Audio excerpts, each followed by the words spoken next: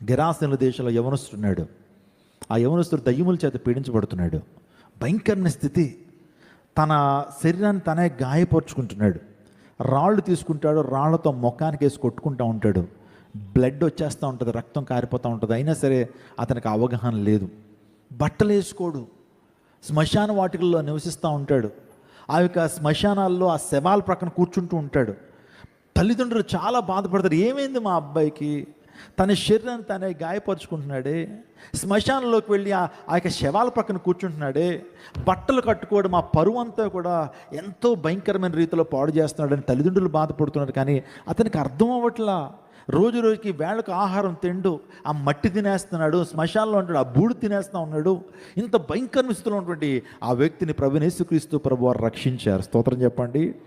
రక్షించిన తర్వాత తన స్థితి తనకు అర్థమైన తర్వాత, తన పాప స్థితి, తన రోత స్థితి ఎప్పుడైతే తనకు తెలిసి ప్రభువుని ఎప్పుడైతే వెంబడించాడో, ప్రభువుని ఎప్పుడైతే కలుసుకున్నాడో, తన జీవితంలో అద్భుతం జరిగింది.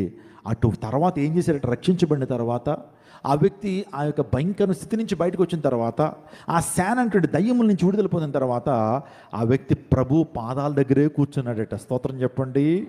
ప్రభు పాదాల దగ్గర కూర్చునే దేవుని మహింపరుస్తున్నాడు. అంత మాత్రమే కాదు, దెక్కపోలి అంతా తిరిగి యేసే సువార్తను ప్రకటించాడట. స్తోత్రం చెప్పండి. హల్లెలూయా. ఈరోజు మీరు కూడా దేవుని గణపరచడం, దేవుని ఆరాధించడం అంటే అర్థం ఏంటి తెలుసా? స్తుతించాలి, ఆరాధించాలి, గణపరచాలి. తర్వాత ఆయన గుణాతిశయాలను ఏం చేయాలి? ప్రచురం చేయాలి.